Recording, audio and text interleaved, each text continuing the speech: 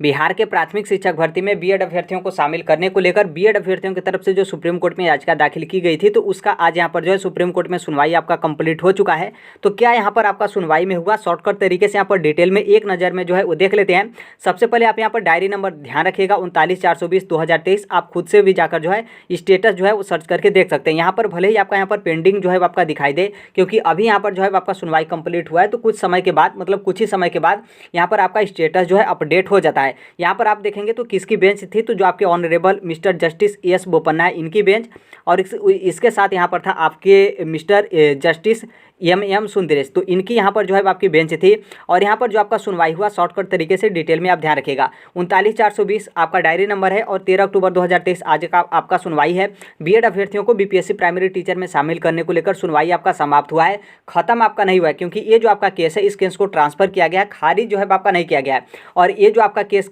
जो सुनवाई हो रहा था वो आपका जस्टिस एस बोपन्ना में, और इस केस को ट्रांसफर किस बेंच पे किया गया, तो जस्टिस अनिरुद्ध बोस के बेंच में जो है आपका ट्रांसफर किया गया है। अब यहाँ पर थोड़ा सा जो जस्टिस अनिरुद्ध बोस हैं इनके बेंच पे आपका ट्रांसफर किया गया है। तो यहाँ पर सबसे बड़ी बात है कि यहाँ पर क्यों ट्रांसफर किया गया है, नॉर्मल सी बात है, इनके बारे में कुछ होगा तभी तो आपका केस ट्रांसफर किया गया है। तो देखिए यहाँ पर मैटर यह है कि जो जस्टिस अनिरुद्ध बोस हैं ये उन्हीं का बेंच है जिस बेंच से 11/8/2023 मतलब 11 अगस्त 2023 को फाइनल यहाँ पर जो है आपका निर्णय किया जाता है, और एनसीटी का 2018 वाला अधिसूचना खारिज किया जाता है। और यहाँ पर बोला जाता है कि पूरे भारत से बीएड वाले अभ्यर्थी प्राइमरी में जो है एलिजिबल नहीं रहेंगे, मतलब उनको यहाँ पर अपात्र जो है आपका कर दिया जाता है। तो यही आपका जस्टिस अनिरुद्ध बोस वाला जो है आपका बेंच है। और इस बेंच में आप सभी लोग को पता है कि जो आपका मैटर था कहाँ से स्टार्ट हुआ था, तो राजस्थान से आपका मैटर स्टार्ट हुआ था। तो 2021 से लेकर 2023 तक, 2023 में भी आपका 8वां महीना मतलब अगस्त 2023 में यहाँ पर फाइनल होता है कि बीएड वाले एलिजिबल नहीं रहेंगे। तो इसलिए ये जो आपके जस्टिस एस बोपन्ना है,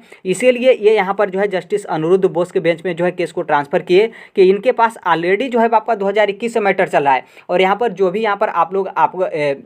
बीएड के पक्ष में या फिर डीएलएड के पक्ष में जो वकील हैं अपनी बात को यहाँ पर रख रहे हैं या फिर कुछ तथ्य को छुपा रहे हैं, तो ऑलरेडी यहाँ पर 2021 से लेकर 2023 तक आपका केस चल रहा है। तो यहाँ पर बीएड के पक्ष के वकील, डीएलएड के पक्ष के वकील, फिर उसके बाद राज्य सरकार, फिर उसके बाद यहाँ पर एनसीटी, हर एक चीज़ को यहाँ पर तलब करके, तो यहाँ पर जो आपकी जानकारी होगी ये यहाँ पर जो है आपका डिटेल में होगा। और यहाँ पर जो भी आपका फाइल जाएगा वो यहाँ पर अच्छे तरीके से जो है आपका निर्णय होगा। इसलिए एस बोपन्ना की तरफ से इस बेंच में, अनिरुद्ध बोस वाले बेंच में जो है इस केस को जो है आपका ट्रांसफर किया जाता है। अब देखिए बिहार सरकार तो नहीं चाह रही थी कि, नॉर्मल सी बात है, बिहार सरकार नहीं बल्कि यहाँ पर अभ्यर्थी तो कभी भी नहीं चाहेंगे कि जस्टिस अनिरुद्ध बोस के बेंच में जो है हमारा मैटर जाए। वो यहाँ पर चाह रहे थे कि जो आपका छत्तीसगढ़ वाला निर्णय हुआ था तो उस बेंच में जो है इस केस को जो है आपका ट्रांसफर किया जाए। लेकिन नॉर्मल सी बात है, अभ्यर्थी हैं, इसके पहले जो है बिहार सरकार थी, जो कि बिहार सरकार खुद चाह रही थी कि छत्तीसगढ़ वाले मैटर में जो है हमारे केस को ट्रांसफर किया जाए। लेकिन उस समय जब नहीं हो पाया, तो आप समझ सकते हैं कि जब एक तरीके से एक स्टेट की सरकार की नहीं हो पाई तो यहाँ पर अभ्यर्थियों का कैसे हो सकता है, नॉर्मल सी बातें नहीं हो सकता है। और यदि यहाँ पर सरकार रहती तो सरकार यहाँ पर 100% जो है आपका कंफर्म था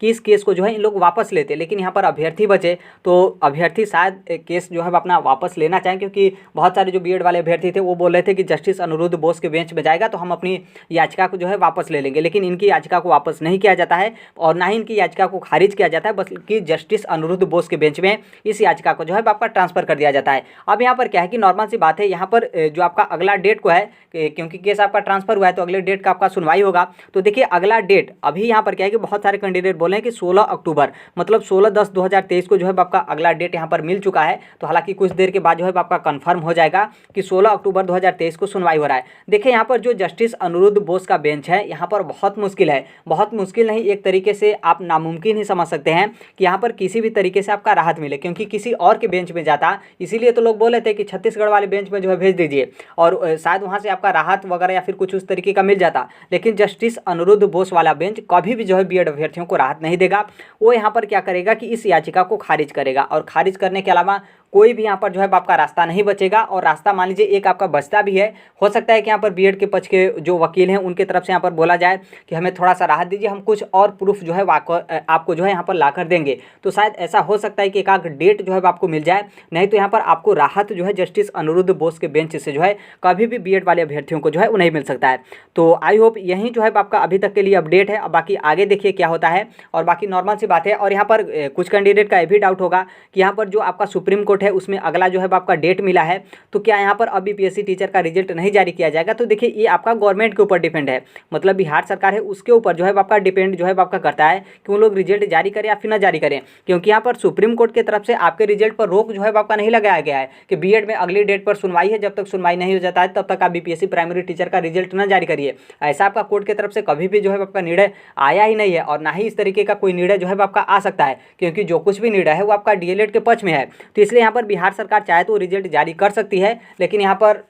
नॉर्मल सी बात है, बिहार सरकार अभी इंतजार करेगी कि 16 अक्टूबर 2023 को सुप्रीम कोर्ट में अपनी जो है क्या सुनवाई होता है। और उसमें यहाँ पर एक बात ये भी है कि यदि मान लीजिए जस्टिस जो अनिरुद्ध बोस हैं उनके बेंच से यदि इसकी याचिका का मतलब जो अभ्यर्थी जो बीएड का केस ट्रांसफर हुआ है, तो यदि मान लीजिए उस केस का यहाँ पर खारिज भी हो जाता है, तो फिर से यहाँ पर बिहार सरकार क्या करेगी कि अपनी नई याचिका लेकर जो है फिर से सुप्रीम कोर्ट में जाएगी, जैसा कि 9 अक्टूबर 2023 को बोला गया था जब उनकी बिहार सरकार अपनी याचिका जो है वापस ली थी। तो अब आगे जो है वो देखिए क्या होता है, और 16 अक्टूबर 2023 तक आप लोगों को यहाँ पर इंतजार करना पड़ेगा कि अगली डेट में आपकी सुनवाई क्या होती है। यदि डेट मिल जाता है तो फिर उसके बाद अगली डेट कौन सा मिला है उसका थोड़ा सा आपको इंतजार करना पड़ेगा। और फिर मान लीजिए यदि वहाँ से याचिका आपकी खारिज हो जाती है तो फिर आपको बिहार सरकार के जो याचिका है उसका इंतजार करना पड़ेगा कि वो अपनी याचिका किस तरीके से दाखिल करते हैं, और फिर दाखिल भी करेंगे तो उनकी याचिका का जो है आपका कब तक सुनवाई होता है। तो यही सब अपडेट है, और आई होप अब देखिए अब बिहार सरकार क्या करे। बिहार सरकार की पूरी मंशा है कि जब तक बीएड वाले अभ्यर्थियों को शामिल नहीं करेंगे तब तक यहाँ पर रिजल्ट हो या फिर जो आपका आगे का प्रोसेस है प्राइमरी के लिए, हालांकि माध्यमिक और उच्च माध्यमिक में किसी भी तरीके का आपका दिक्कत नहीं है। बाकी अब यहाँ पर बीपीएससी की तरफ से बोला जा रहा है कि हम इस तरीके से रिजल्ट बना रहे हैं, हम जिले वाइज इस तरीके से XYZ, तो थोड़ा सा डिले लग रहा है। बाकी अब आगे देखिए जो है आपका क्या होता है। तो अभी के लिए यही अपडेट है, बाकी जो कोई भी अपडेट होगा, जो कोई भी इन्फॉर्मेशन होगा वो यहाँ पर इस प्लेटफॉर्म पे शेयर कर दिया जाएगा। टेलीग्राम से जुड़ जाएगा, कमेंट बॉक्स में टेलीग्राम का लिंक रहेगा। कोई ऑर्डर वगैरह फिर कोई उस तरीके का होता है तो टेलीग्राम में हम उस PDF को जो है वो शेयर कर देते हैं। तो मिलते हैं अगले नेक्स्ट वीडियो में, तब तक के लिए thank you, bye bye, take care, all the best, thank you for listening, God bless you all, thank you.